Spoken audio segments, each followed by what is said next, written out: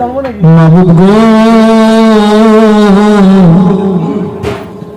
এক ফোঁটা নাপাক পানি দিয়া দুনিয়ার বাজারে কয়েকদিন ঘুরাইয়া ফিরাইয়া আবার লইয়া যাইবা অন্ধকার কবরে। এই দুনিয়াতে কাউকে থাকতে দিবে না, দুনিয়ার কামাই দুনিয়ায় পড়িয়া ভাই বলি বন্ধুরে বলি কেউ তো আপন হবে না, ভাবিয়া চিন্তিয়া দেখলাম রে মাওলা ওই অন্ধকার কবরে তুমি ছাড়া কেউ আপন হবে না। জীবন ভর কান্দিব আমি, তুমি কেন দেখবা না?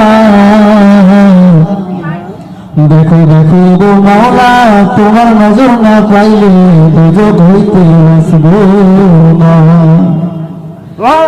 দুজক হইতে বাঁচাও মাওলা, তোমারই বান্দা চাই। তুমি যদি নাজাত না দাও বান্দা পাই না।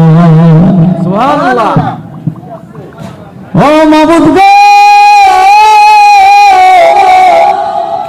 সারা জীবন গুনাহ করতে করতে তবে